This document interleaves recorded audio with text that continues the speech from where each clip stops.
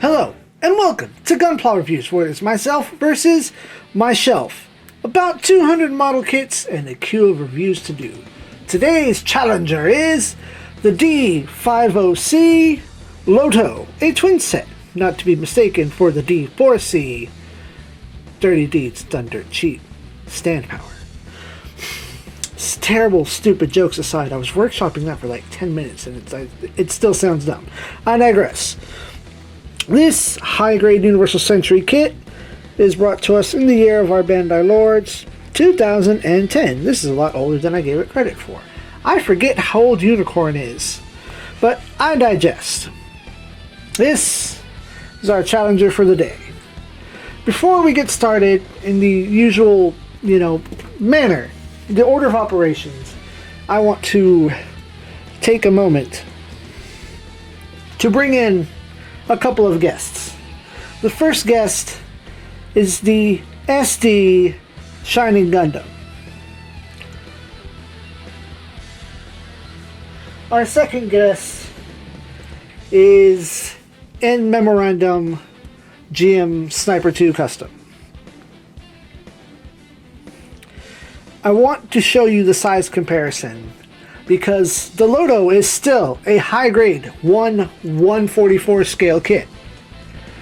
The high-grade Loto is tiny as all get out.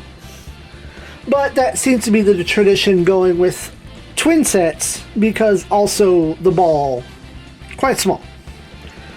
So we're gonna peel you back here for just a moment. Please, he does not like to stand on his own because we have a manual. As we see, we have our nice full color front page, back page showing several gimmicks and features.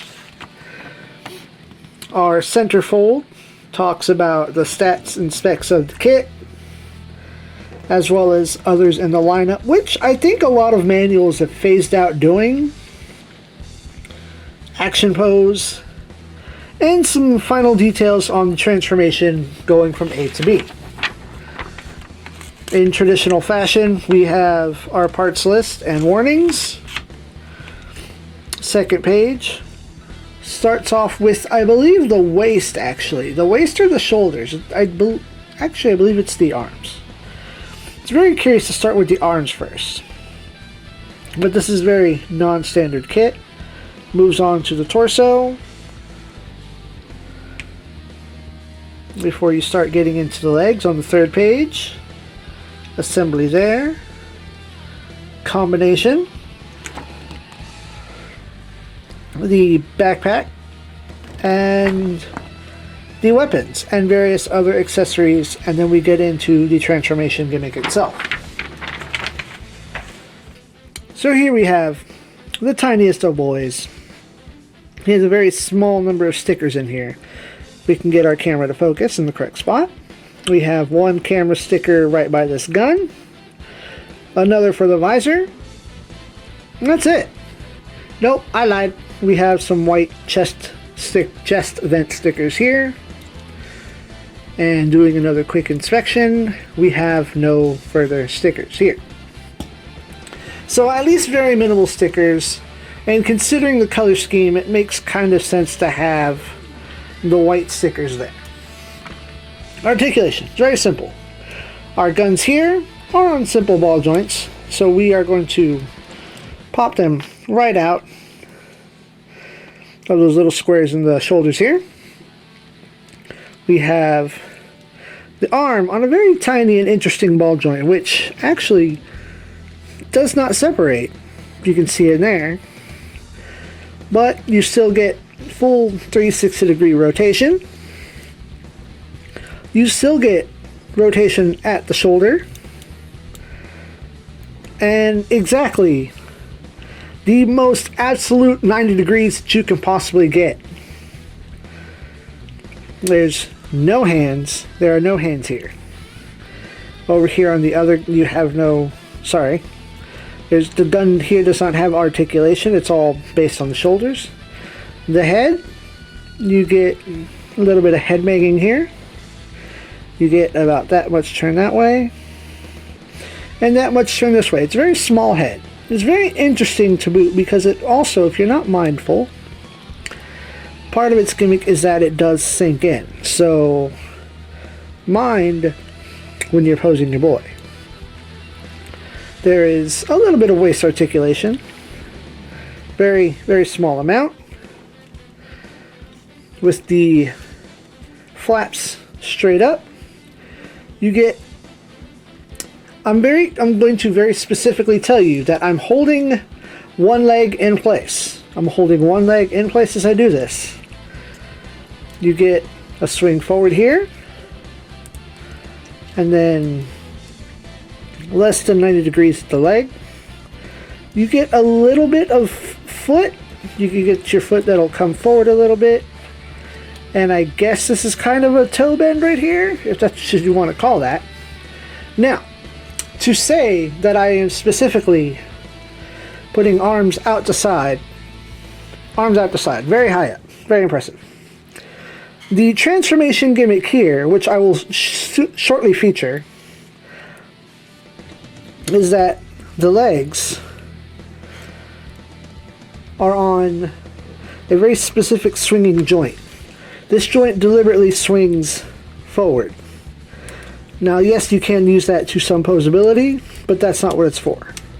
As a matter of fact, I seem to have loosened it, so let's squish that back together. You do get a surprising amount of side split there. Very impressive. So, we're going to try and do this on camera, because you will swing the legs forward, and what I'm specifically doing is looking at the fully transformed one, seeing if I can't do this by memory. You'll swing the front skirts out and bring everything down to side. We'll do this again over here. And do your best.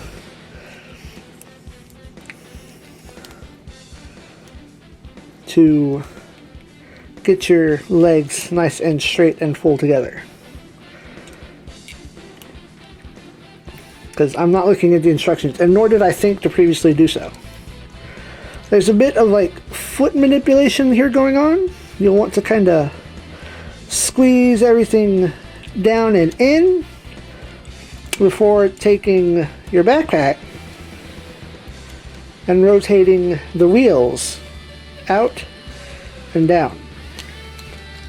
And I've pulled the backpack out. What a genius I am. I've skipped a step somewhere. Because we rotate both wheels out. Oh, I see. You have to rotate both sets of wheels out. And then this will come out. The backpack's not supposed to pop out like that. This is going horribly. I show you why I don't do transformations on screen. Things go horribly for me as I pick up a piece that I've dropped. Fortunately, it's just a plug and play. I didn't break. Right. So, I'm marking off points for this falling apart like this. You're losing points. You are losing points.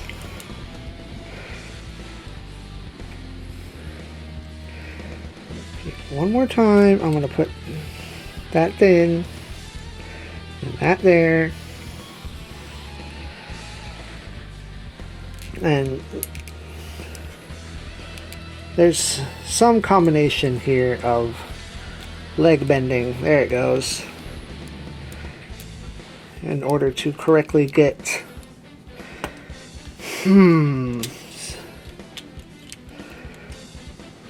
alright. We're done playing with that. That's why I left this man. The arms fold down and squeeze in. They go out to the side. The knees bend in and press in just fine. This is kind of out of rotation, but that's fine. The wheels will rotate down. And the head will squish down fairly far to get your transformable tank mode. Of course, as spoken, you get 2 sets of these boys. So I'm going to go ahead and simply restore one of these to walking formation, because that was unpleasant, unfun, and it shows you why I just don't do the transformations on camera. Because through the viewfinder, or at least so far away from my face and my nearsightedness and my clumsy hands, it becomes very difficult for me to handle a model kit not like basically in my own face. Let me pick up this side skirt for the 3rd time this review. We're not cutting this out. No ma'am. No sir. Press that back in. And here it's snapped in place. So apparently I didn't have it snapped in place correctly. Fine. You win, Mobile Suit. You win that round. Bring the head back out. We're going to bring the arms back down, so we're no longer T-posing. We'll get the feet back in articulation mode.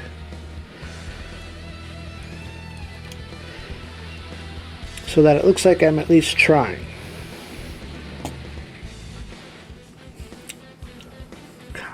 Come forth, please. Stand. Why? This is also a secondary issue, is for some reason it is just back heavy enough that unless you fight with it and make it look a little silly, it does not wish to stand on its own. Going forward, these shoulder accessories here, this flashlight, which that is what that is. That is a large scale like spotlight, and then this small little shoulder Gatling right here will come off. And if you wish to not have any equipment, it comes with 4 sets of these shoulders, these shoulder placements as modular fillers, so that your Mobile Suit does not look so plain when he is not equipped. Over here we have, while it looks like an open set of hands, those are missile launchers. If you do not wish to have the missiles open, you simply pull that out, and there are 2 sets of both open and closed missile pieces. See? Fumbling. And you can see here how they look closed. They're just swap parts. Earlier I took out these 2 cannons right here. They are on ball joints and small hinges, so you can angle them up. You will, of course, get 2 sets of them so that your boys can be identical. Same for this large Gatling cannon over here. It is similarly on a hinge here with a ball joint, which will straight up plug right in there. If you're feeling real saucy, you can have both on one. Now, the last bit that it will come with, or second to last bit, pardon me, is over here you have, I guess, filler? I'm not exactly sure what to call that. But what you do get as an alternative is you can add on an extra set of guns whilst in tank mode. So you can really have your Loto go all out. As displayed, I like to have one set here on the tank form, and the other set, the plain, over here on the hand. The plain open hand, whatever you wish to call that. Lastly, as I complained about, oh, it won't stand all on its own. It has a very proprietary action base adapter that will go directly on the square here. And most curiously is that rather than going between the legs, it will go right here where these hinges are for the wheels. You slot that right in place, and no longer will you scream and cry about how your Loto is too back heavy to stand on its own. Now he stands in the air. He has an A rank in the air. He now does a flying. And I pose the other tank down here. As I got to playing with him again and getting him ready for this review, I got to thinking about... I hate to say this. I got to thinking about Transformers. More so like the older toys. And maybe not even Transformers to that degree, but maybe like the off-brand, cheap, grocery store, dollar store type Transformers that you could get. You know, grandma's going to buy you a toy at the store, so here, have this thing. Have this Transformer toy. Again, it fell off. I think I'm going to have to glue that bitch on there. I think you are about to see the glue, Loto Man. But I digress. I was trying to tell a story about how it reminded me of old dollar store Transformers that I used to play with a whole freaking line. But, in conclusion, I give this model kit a rating of prototype it.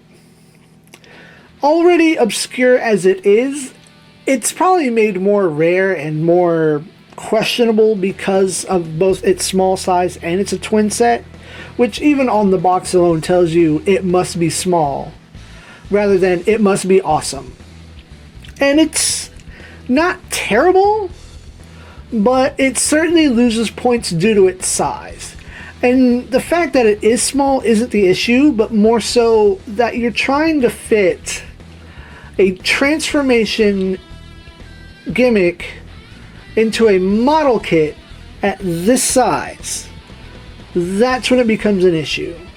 Now, the fact that you get so many like alternate and optional parts, I mean, literally, here's a handful of optional arm parts and shoulder parts. It makes it, versatile is not the word I want, but versatile is going to be the word I use. It makes it incredibly variable so that you can really get a lot of your customizing and your look from something so small and seemingly so basic. It is literally a tank. It is a tank. It just happens to have a mobile suit form. It happens to be a transformer. To say that in the most loosest term of it transforms. And kind of compare it to like older, like mid-90s Transformer toys that I'm trying to recall, but it is what it is. If you see one in the wild, it's probably really cool to see that it's in the wild, but that's not going to be one of those things that you're going to pick up and snatch it up. It's cool, maybe check it out, but And I thank y'all for watching. And as always, hit that like, do that share, subscribe, so I have the motivation to continue doing this on our new Friday. I've chosen to reschedule my Gunpla reviews for Fridays. ZEON.